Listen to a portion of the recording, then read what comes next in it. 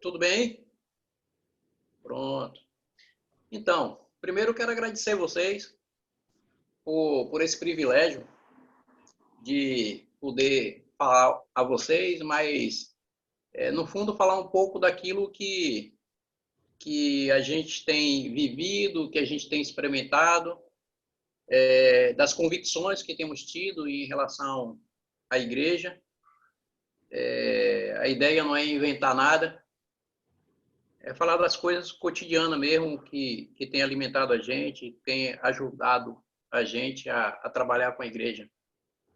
E a gente não pode começar sem ignorar o momento que a gente está passando, essa pandemia, e que, de alguma forma, em determinado momento, cheguei a dizer que usei os decretos como aliados, porque a gente sempre teve um plano de igreja, a gente sempre conheceu, ou pelo menos foi passado para a gente, uma ideia de igreja, um projeto de igreja, e por mais que a gente soubesse qual é esse projeto, a gente às vezes fica meio que embaraçado em meio às dificuldades, às limitações, à própria cultura. E essa pandemia veio, trouxe junto alguns decretos que impossibilitavam as reuniões, e a gente passou a usar esse decreto como aliado, né? E em um determinado momento a gente chegou a fazer uma live com os irmãos lá da Igreja Batista e falava sobre as dificuldades de pastorear a igreja nos tempos de pandemia. Então falei sobre isso, sobre essa minha intenção de usar o decreto como aliado. E eu acho que a gente está vivendo um tempo que levou a gente a refletir sobre muita coisa. E essa pandemia, de uma certa forma, ajudou a gente a pôr em prática, de fato, algumas coisas que a gente sabia sobre a igreja, mas que não conseguia botar em prática. Por quê? Porque a gente tinha toda a liberdade de estar na prática das liturgias, dos cultos, e é isso que as pessoas valorizam, é isso que as pessoas querem, e a gente ficava impossibilitado. Com a pandemia e os decretos, a gente teve que mudar completamente, agora não era mais uma questão de ter liberdade ou não, era uma questão de necessidade, então pudemos pôr isso em prática, né? Então, o que eu queria comentar aqui com vocês hoje era mais no sentido assim de acender uma chamazinha aí para ajudar a gente a pensar na igreja e no nosso trabalho. Uma coisa que a gente poderia se perguntar é o seguinte: nós sabemos o que nós estamos construindo? O que eu tenho percebido ao longo desses anos, com tudo que a gente tem aprendido, é que a gente não pode lidar com a igreja ou trabalhar com a igreja sem ter claro em mente onde a gente quer chegar ou o que estamos construindo. Cal lembra que da última vez que eu tive em Conquista, eu cheguei a falar com ele de como eu via a cidade de Conquista, ainda cheguei a falar, eu vejo que aqui o povo parece que valoriza essa questão da arquitetura. Lembra disso, Cal? Pois é, o pessoal valoriza essa questão da arquitetura. Se a gente, por exemplo, parasse um pouquinho para refletir sobre Brasília, logo quando foi construir Brasília, o Niemeyer fez um projeto, e o projeto da cidade, e essa cidade foi toda construída baseada nesse projeto. E todas as pessoas que estavam envolvidas nesse projeto, elas sabiam exatamente o que estavam fazendo. E não só sabiam o que estavam fazendo, o que fazer, mas também sabiam como a construção iria ficar pronta, iria ficar depois de pronta. Ok? Então, essa é uma coisa que me ajudou a pensar um pouquinho na igreja. Se a gente não sabe o que estamos construindo, se a gente não sabe qual é o resultado daquilo que a gente está construindo, vai ficar difícil, porque cada um levanta uma parede, cada um faz a coisa do seu próprio jeito, e aí no final não vai dar o que se espera. né? Então, a outra pergunta é exatamente essa. Nós sabemos o que estamos construindo? Essa é uma pergunta que a gente precisa se fazer cada dia. O termo edificar, o termo arquiteto, é um termo muito usado pelo apóstolo Paulo. Ele sempre, quando ele ia falar sobre a igreja, o trabalho dele com a igreja, ele sempre falava do sábio arquiteto, eu como sábio arquiteto, ele sempre falava sobre edifício, sobre prédio. Então, a igreja tem essa conotação de construção. Então, não há construção sem um projeto, sem uma ideia. Então, é mais ou menos isso. Para a gente fazer o que a gente está fazendo, a gente precisa saber exatamente o que era que Deus queria quando Deus fez o homem. Qual era a intenção de Deus? O que era que Deus tinha vontade de fazer quando ele decidiu fazer o homem? Queria ler 2 textos aqui com vocês para ajudar a gente a ir compreendendo mais ou menos a intenção de Deus. Efésios, capítulo 1, e aí certamente vou estar falando aqui de coisas que vocês já ouviram, talvez fale de um jeito um pouco diferente, mas não é coisas que vocês não já saibam, tá certo? Então, Efésios 1, versículo 4 e 5 diz o seguinte: assim como nos elegeu nele, antes da fundação do mundo, para sermos santos e irrepreensíveis perante ele em amor. Nos predestinou para ele, para a adoção de filhos, por meio de Jesus Cristo, segundo o beneplácito de sua vontade. Se a gente ler Romanos 8, Romanos 8, 29, ele diz para a gente o seguinte: porquanto aos que de antemão conheceu, também os predestinou para serem conforme a imagem de seu Filho, a fim de que ele seja o primogênito entre muitos irmãos. A gente pode pegar outros textos que também vai dar para a gente a base daquilo que a gente quer falar, mas o que a gente percebe nesses 2 textos é que Deus tinha uma intenção, uma vontade, quando ele decidiu fazer o homem. E qual era essa intenção de Deus? Qual era a vontade de Deus? Ser pai. Deus não tinha outro plano, não tinha outro desejo. A única coisa que o Senhor desejava era ser pai. Não tinha outro plano. Era ter uma família. A encarnação de Jesus me leva a entender 2 coisas. É claro que tem uma série de coisas, mas destaco esses 2 pontos aqui da encarnação de Jesus. Quando ele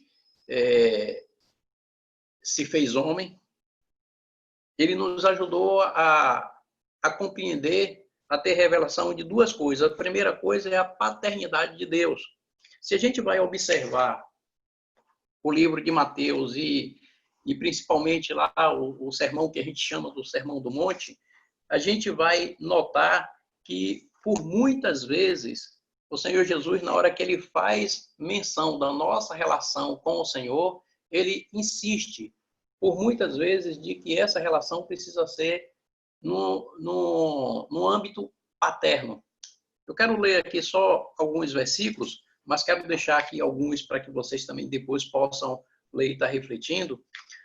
No capítulo 6, o versículo 6, ele diz o seguinte: tu, porém, quando orares, entra no teu quarto e fecha a porta, ora a teu pai que está em secreto, e teu pai que vê em secreto te recompensará. O versículo 8, ele diz para a gente o seguinte: não vos assemelheis, pois, a eles, porque Deus, o vosso Pai, sabe de que tendes necessidade antes que lhes peçais. O versículo 9, ele diz para a gente o seguinte: portanto, vós orais assim, Pai nosso.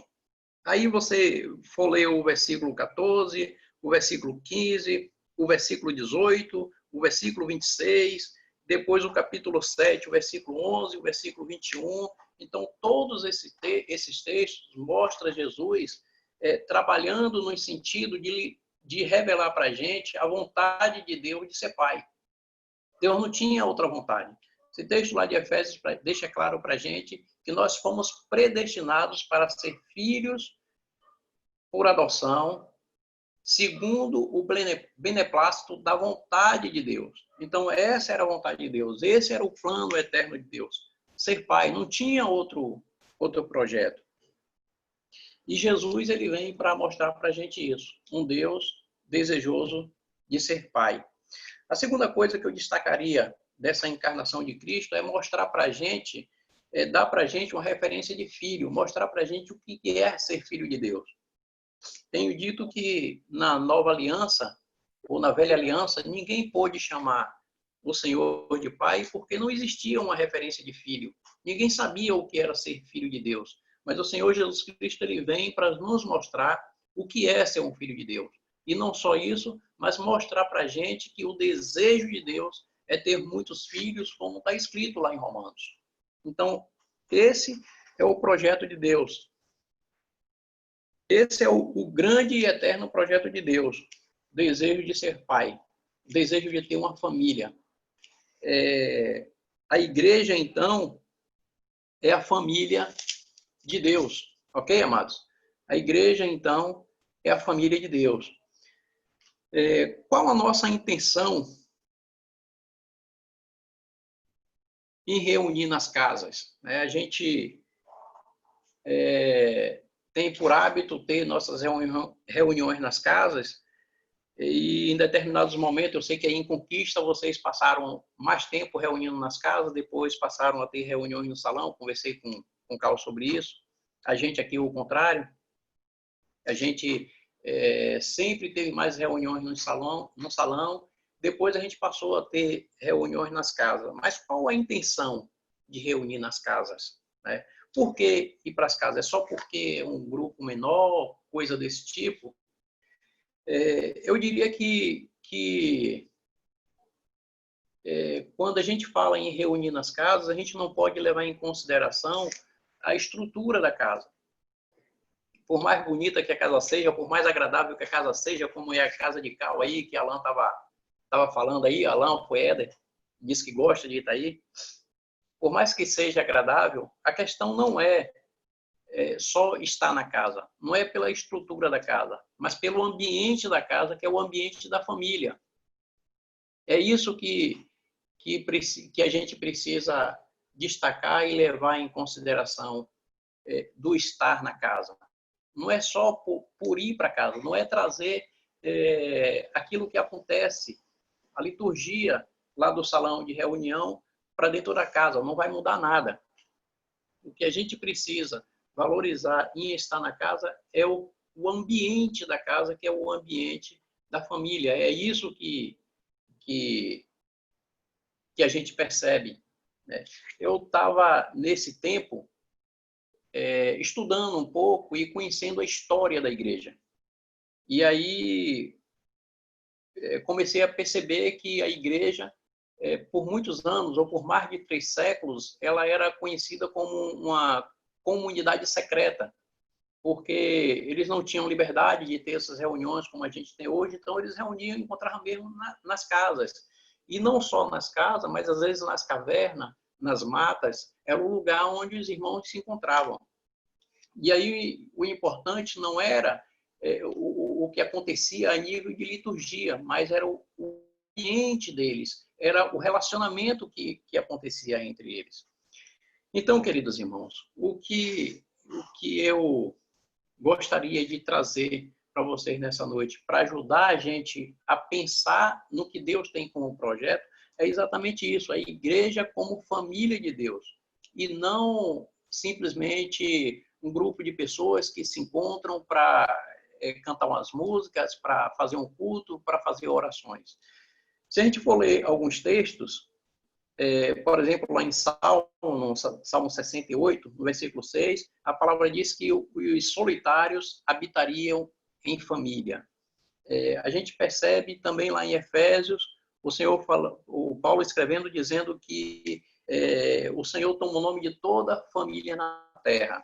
Se a gente vai olhar a história da igreja, a gente percebe que, não só a história da igreja, mas a história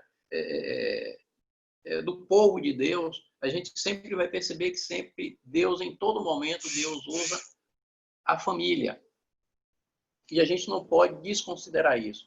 Desde lá de Adão e Eva, Deus podia perfeitamente fazer com que Jesus nascesse ou surgisse de alguma forma, aparecesse alguém e faria o trabalho dele.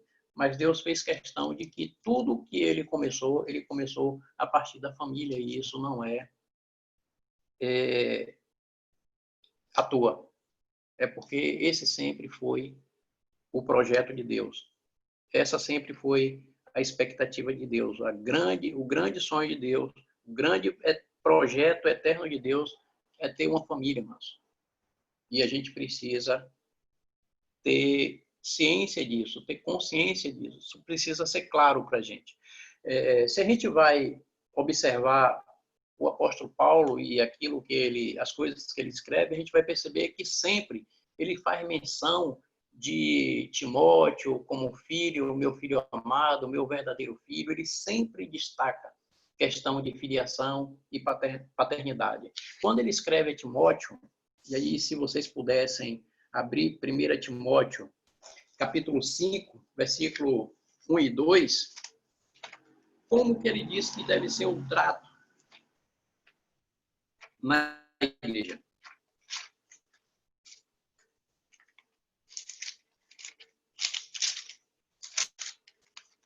Primeira Timóteo 5, versículos 1 e 2. Acompanhe aqui comigo. Ele diz o seguinte, olha, não repreendas ao homem idoso, antes exorta-o como a pai. Aos moços como a irmãos.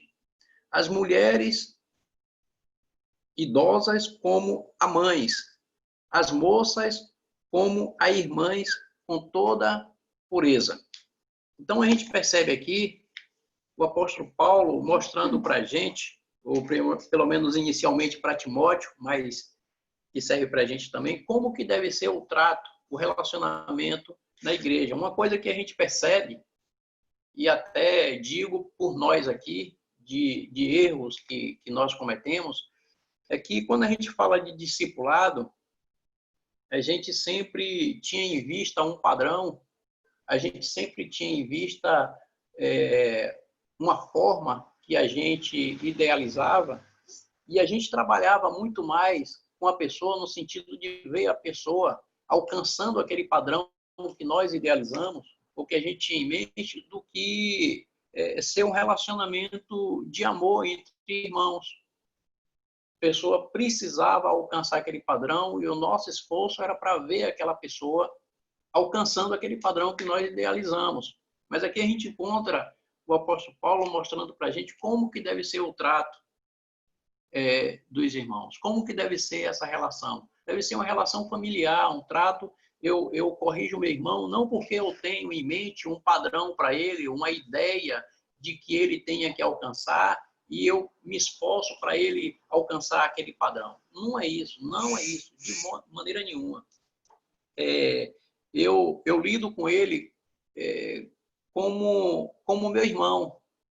Eu trato com ele porque eu amo ele, eu corrijo ele porque eu amo ele, e independente de ele aceitar ou não, de ele fazer ou não o que eu estou orientando, eu continuo amando ele. Ok? Então, é muito mais por uma relação familiar e não simplesmente por um desejo da gente alcançar um padrão. Isso, assim, eu não sei quanto a vocês, mas a gente aqui atrapalhou um pouco, porque a gente tinha um padrão, né, e precisava alcançar aquele padrão, e quem não alcançasse aquele padrão estava fora, cara. Não era que a gente botava para fora, mas se cansava daquela pessoa. Então, o apóstolo aqui dá para a gente, mostrando como que deve ser o trato. Eu tenho hoje aqui irmãos de 80 anos. Por exemplo, o irmão Genilton é um irmão respeitado, né, e na cidade.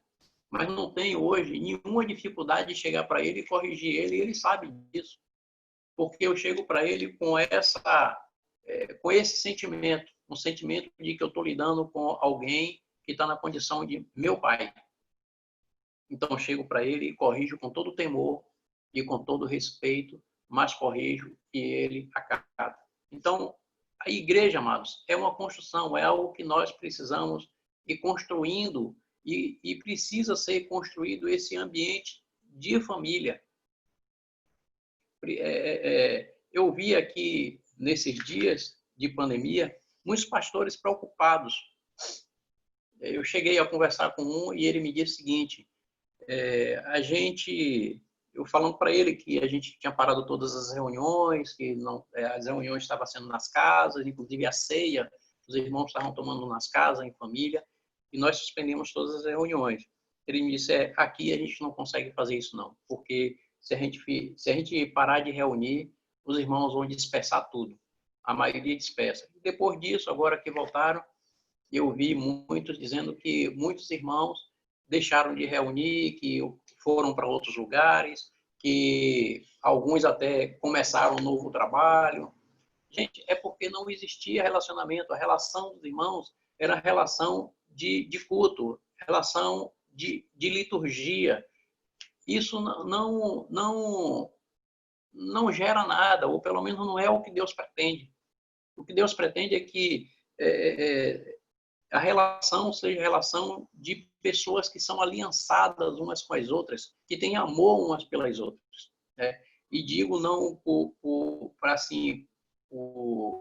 glória nem nada, mas tivemos nossa primeira reunião geral no domingo agora, foi inclusive ceia. Fiquei assustado porque quase que vai todo mundo para a reunião e vi cada um dos irmãos com muita felicidade, mas por outro lado com preocupação, porque senão ia superlotar, mas não vi nenhum irmão com ideia, ou pelo menos possibilidade de dispersão. E eu me alegrei por quê? Porque é algo que se está construindo, né? Que já há algum tempo a gente começou a entender isso e a gente vem trabalhando para construir esse ambiente de família, ok? O que a gente percebe é que quando Deus fez o homem lá no Éden, Deus deu algumas ordens ao homem, e ordens claras. A princípio, cresça, frutifique, multiplique-se, enche a terra, domine sobre os peixes, sobre do mar, sobre as aves do céu e tal. Deu algumas ordens. Fora isso, a vida cotidiana do homem, fora isso, o que era que Deus fez com ele? Deus não pediu para que ele fizesse uns cultos, fizesse umas orações, nada disso. A única coisa que Deus fez todos os dias, ia se relacionar com o homem. Relacionamento, amados. Relacionamento. Claro, depois disso, se houve necessidade de cultos e ritos, uma série de coisas que Deus estabeleceu, mas isso aconteceu por causa da queda do homem, porque não foi algo assim que era o que Deus queria. Isso se fez necessário para que fosse restaurada a comunhão, o relacionamento, a liberdade de Deus com o homem. Né? Vocês sabem disso. Isso só foi necessário por conta disso. E o que a gente percebe? A gente percebe que logo quando a igreja nasceu, lá depois, lá no dia do Pentecoste, a igreja reunia nas casas, reunia em lugares, em cavernas, em uma série de lugares. E o que os irmãos tinham era relacionamento, se encontravam todos os dias para comer, a mesa fazia parte da vida da igreja. Hoje em dia não se valoriza muito isso, e eu não digo assim diretamente sobre vocês, porque não conheço bem a realidade, mas no geral o que a gente vê é que não se conhece muito bem a igreja de mesa. Hoje um trabalho que eu estou trabalhando para a gente fazer aqui em Ituberá, a nível de evangelismo, inclusive amanhã já está marcado aqui um casal, uma família, que vai vir aqui para casa, para a gente tomar um café junto. E quero incentivar os irmãos a estarem fazendo esse tipo de trabalho, para que quando as pessoas chegarem para a igreja, já cheguem com a ideia de igreja de mesa. Se a gente for ver a história, a gente vai ver que Jesus usou muito essa prática de pregar, de ensinar em volta de uma mesa. Então, a mesa sempre fez parte da vida da igreja. E hoje o que acontece? A gente tem lá, inclusive, a ceia, que naquela época era uma refeição substancial, era uma alimentação normal. E hoje a gente tem o quê? A ceia como uma refeição simbólica. Né? Mas lá naquele tempo era uma refeição substancial, e era naquele ambiente que a vida da igreja fluía. Então, hoje eu estou assim, trabalhando e estou trazendo essa família, estou trazendo o Jonatas, mas a família dele também, para a gente tomar café junto, né? E incentivando os irmãos, ó, vamos evangelizar, a nossa forma de evangelismo é essa. Por quê? Porque é um método para a gente começar a trazer as pessoas com a ideia de que a igreja não é simplesmente liturgia, não é só culto. E eu aqui não estou querendo menosprezar o culto, desconsiderar o culto. Ao contrário. Ao contrário. Mas que seja um ambiente de encontro da família de Deus. Como toda família grande que se encontra, às vezes, para festejar, para comer alguma coisa junto, assim nós também, né? Toda família se encontra para isso também. Mas que esse nosso encontro não seja por conta de uma necessidade de relacionamento com Deus, mas um ambiente de encontro da família onde a gente se encontra para celebrar o Senhor por tudo que Ele tem feito pelas nossas vidas. Ok? Então, é esse ambiente, amados, que a gente deseja construir, que a gente está trabalhando para construir, porque a gente tem entendido que o plano de Deus, o desejo de Deus é ser pai. E se o desejo de Deus é ser pai, então significa que ele tem uma família, e essa família somos nós, e essa nossa relação, ela precisa ser uma relação familiar e não uma relação de liturgia, uma relação de culto. Ok? Uma pergunta que a gente poderia fazer, então, para nós que somos líderes, que somos pastores, logo então, qual é o nosso trabalho com a igreja? Bem, eu não sei aí quem de vocês que fez parte de uma família grande, ou que a família é grande, né?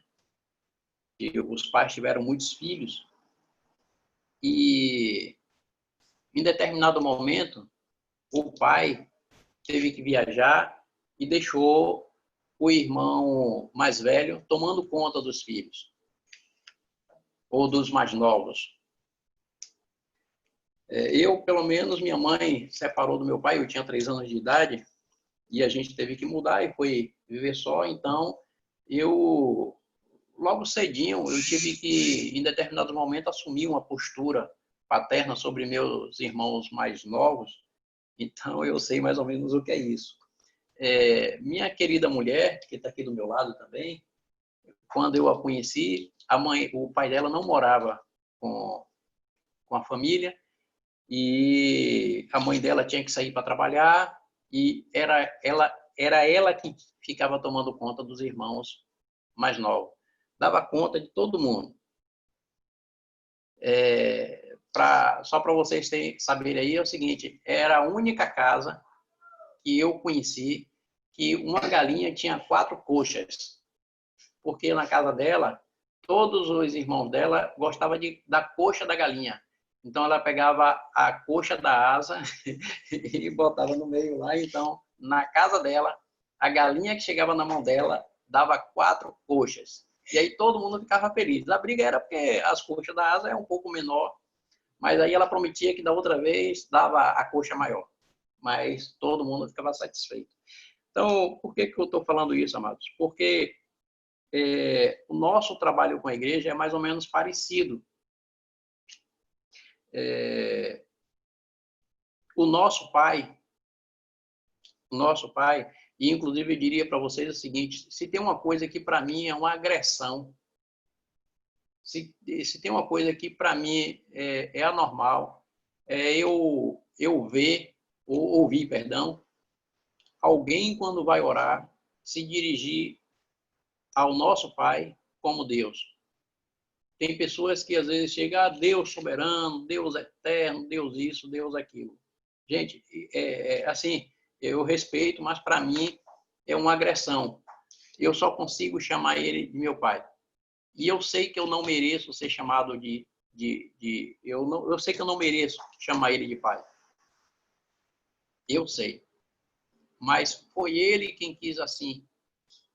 Foi ele quem trabalhou para me adotar. Foi ele quem quis. Foi ele que me adotou. E ele trabalhou de uma forma tão grande, tão brusca, e para que isso acontecesse, que deu o filho dele. O filho dele teve que pagar um preço para que eu fosse adotado. E o Senhor Jesus, quando vem ensinando a gente a chamar ele de pai. Ele diz, ó, quando você for orar, entra no teu quarto, fecha a tua porta e o teu pai, que está em secreto, te vê, te recompensará. Quando for orar, Pai nosso que estás nos céus. Queridos, se você for ver, Jesus está enfatizando em todo o tempo que a gente tem uma relação paterna. Então, para mim, é uma agressão, é desconsiderar o desejo de pai, é desconsiderar o desejo de Deus de ser pai. Então, eu fico triste quando eu vejo um de nós ir orar e começar com essas frases, inclusive eloquentes, mas que fazem referência ao Deus, ou seja, alguém que está lá para me compensar naquilo que eu estou precisando, naquilo que eu estou querendo. Não, é só porque ele é o meu pai. Eu não sou culpado de ele ser o Deus que criou todas as coisas, o Deus que ele é. Mas antes de qualquer coisa, a primeira coisa que precisa ser claro para mim, e eu preciso que os irmãos entendam isso, ele é o nosso Pai. A nossa relação não é por causa do que ele pode me dar, não é por causa do que ele pode fazer por mim, é só porque ele é o meu Pai. É só isso. Mais nada. Então, o nosso trabalho, amados, é exatamente esse, é o nosso Pai eterno, juntamente com o seu filho, foi para uma outra cidade, preparar um lugar,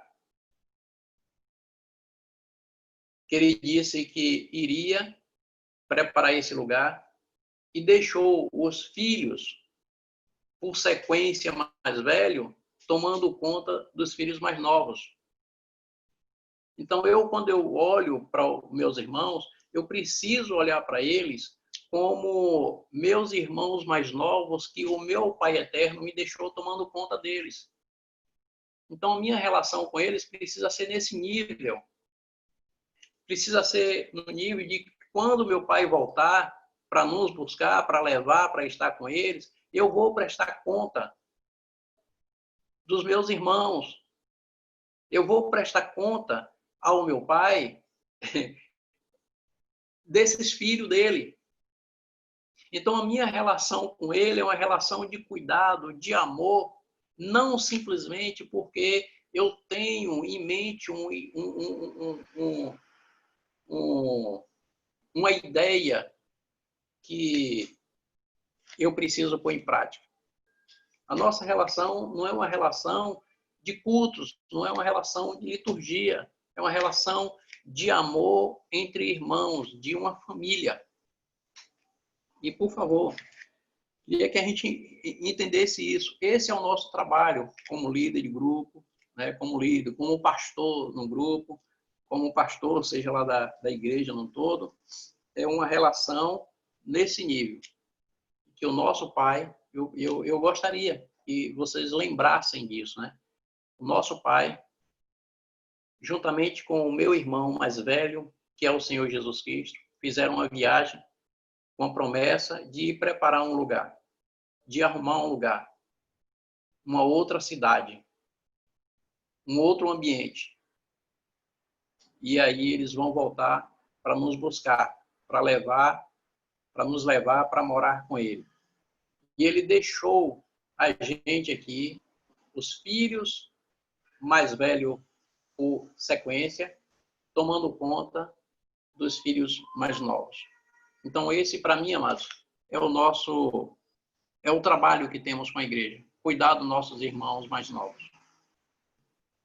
A nossa relação familiar nesse nível aqui, de tratar como irmãos, tratar como pais, tratar como mães, tratar como irmãs, com toda a pureza. Então, se a gente consegue construir esse ambiente, amados, não tem irmão que vai dispersar. Não tem irmão que, em determinado momento, vai se aborrecer com a gente e vai querer ir congregar em outro lugar. Não vai existir isso. A gente vai ter irmão onde a gente corrigir, e os irmãos aqui sabem que eu sou sério nesse negócio. Às vezes eu já cheguei para muitos aqui e fui duro, cale a boca, fique quieto, você não vai falar nada. Desse jeito. E depois eu chegar para ele e disse, olha, eu estou lhe tratando aqui como eu trataria o meu filho. Eu estou fazendo aqui com você o que eu faria com meu filho, o que eu faço com meu filho, porque você é um filho para mim. E é desse jeito que eu estou tratando você. Se por acaso eu não me importasse com você, eu não estava nem aí, deixava você quebrar a cara. Mas não, eu estou aqui na condição de um pai. E é desse jeito que eu vou me relacionar com você. Então, essa é a nossa relação de autoridade, mas de, ao mesmo tempo, respeito com eles, para que eles entendam que o que está ali não é apenas um desejo de alcançar um padrão, mas o nosso amor por ele, o nosso cuidado por ele, amados. Então, a minha intenção, e eu não sei se eu conseguir, é provocar vocês a pensarem sobre isso, pensarem sobre esse projeto de Deus. E estou aqui sujeito a questionamento, né? É assunto assim que vale a pena discutir, mas acho que é bom conversar sobre esse assunto para que a gente possa, de fato, estar construindo aquilo que Deus planejou. Pode ser que daqui mais um tempo, alguns de vocês vão estar ensinando para mim algumas coisas relacionadas a isso mesmo, mas esse é o sentimento que eu tenho e diria para vocês o seguinte, eu sou muito fiel à fé que eu tenho. Carlos está aí, Mascal, e Carlos sabe, eu sempre sou muito questionador, e já disse a ele, eu não questiono porque eu gosto de questionar, é porque quando eu não tenho convicção das coisas, eu questiono mesmo, porque eu sou movido pelo que eu acredito. E quando eu acredito em alguma coisa, eu vou fazer, e vou fazer bem feito, vou fazer com determinação. Entende? Então, o que eu diria para vocês é o seguinte, a igreja aqui em Tuberá, para mim, são filhos para mim, e eles sabem disso. Né? Eles sabem disso. Já disse para alguns deles aqui que o meu trabalho com eles vai de lavar um banheiro da casa deles, se precisar, se eles tiverem necessidade, estiver precisando, e não tiver quem lave na casa dele, eu sou a pessoa que vou lavar o banheiro deles. E vou lavar com alegria, sem problema nenhum, sem constrangimento algum. Mas se precisar dar umas porriadas neles, eu dou com a mesma alegria e sem nenhum constrangimento também, porque são filhos para mim. Ok? Então era isso que eu queria assim repartir com vocês. Não sei assim o quanto a expectativa que vocês tinham em relação ao que a gente ia trazer, mas era isso aí, Cal. Era isso aí, amados. Aleluia. Que palavra poderosa essa, hein, Renilson?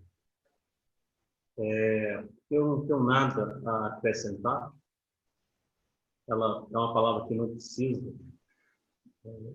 Eu só queria fazer algumas observações daquilo que você falou, que nos identificamos aqui em Conquista, tá? Você trouxe algo que a gente tem conversado aqui, temos conversado com os irmãos, da necessidade de retornarmos algumas verdades que nos identificam nessa visão que o Senhor trouxe para nós, eu digo enquanto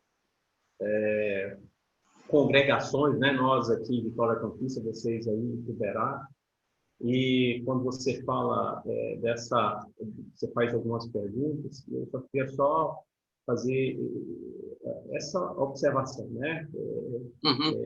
ampliar sobre a igreja enquanto família de Deus. Né? Um texto Eu não que entendi, Cal. A igreja quanto? deixa eu me aproximar aqui. Igreja enquanto família de Deus, a referência, o padrão, o modelo, né? Aí você Isso, trouxe isso. aquele texto lá de Timóteo 5:1-2.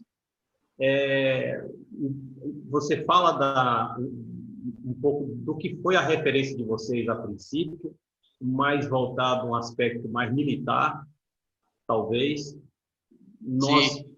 caminhamos um pouquinho também aqui.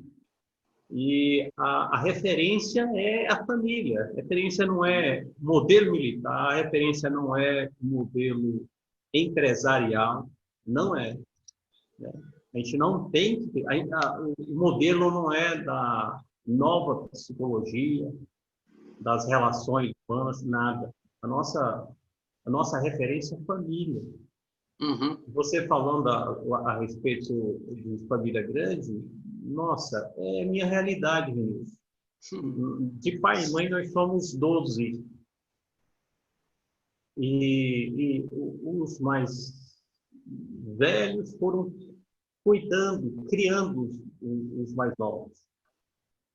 E isso remete a todos nós, enquanto aqueles que Deus nos confiou. Né? Deus confiou a Maiane, então ela é a irmã mais velha.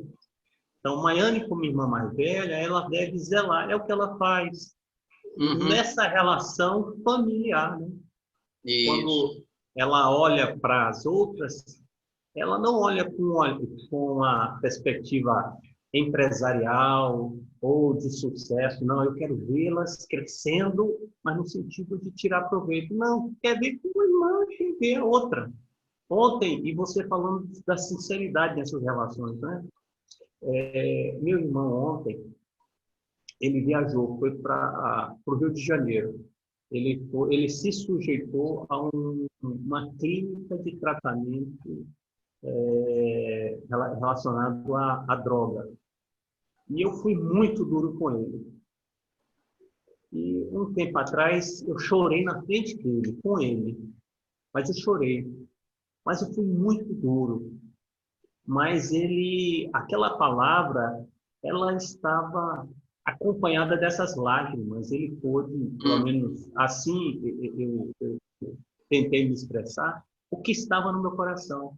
Embora sendo sincero, embora sendo muito duro, eu estava fazendo por amor. E ele reconheceu isso, ao ponto de me procurar e pedir ajuda. Falou, olha, me ajude. Né? Então, ele viu a sinceridade. Nossas relações devem ser pautadas em cima disso. E outro ponto, Vinícius, que você falou assim, rapaz, eu fiquei pensando na igreja em torno da mesa. Ora, é uma característica nossa. Mas Glória a não foi Deus. mas não foi a pandemia que nos afastou, não. A gente foi perdendo as coisas do dia a dia, as ocupações lícitas, começaram a nos distanciar um pouco dessas relações Uhum. gostosas em torno da mesa. E você traz aí um aspecto, e é o que eu quero concluir, a respeito de usar essa mesa para levar não só a edificação da igreja, né? Mas para levar a outros a conhecerem a Cristo. Né? Esse ministério do serviço, de ganhar outros a Cristo, para Cristo em torno da mesa. Então, eu quero aproveitar, irmão, com todos os cuidados, vamos pegar isso como exemplo. Eu sei que os irmãos fazem, a gente está nessa fase de retorno. Na Uhum. medida do possível, faça. Essa mesa pode ser um picolé, não pode, Renilson? Tomar um picolé junto ali, O pão com né? suco. É, O importante não é a comida. mas é o que se fala em torno dela, né? Isso. É A só o comida, ambiente. a É um comida é só o pretexto. isso. Né? Então, eu fui muito contemplado por essa palavra, né? Ela trouxe, confirmou muitas verdades que a gente Que tem bom. conversado aqui com os irmãos. Eu louvo a Deus por cada irmão que está presente, cada irmã, né, que participou desse tempo. E essa turma que você está vendo aí, Renilson, é a turma que eu compro. É o nosso melhor. Né? Glória a Deus. E eu digo assim com muita satisfação de falar assim com a boca cheia com essa turma que você está visualizando, você e Lica estão visualizando. É uma turma assim muito família, né? Muito Amém. família. Amém, irmãos. Aleluia. Eu acho que a gente pode orar. Eu vou pedir a um dos irmãos, para a gente não estender, eu vou pedir para um dos irmãos ligar o microfone aí e agradecer a Deus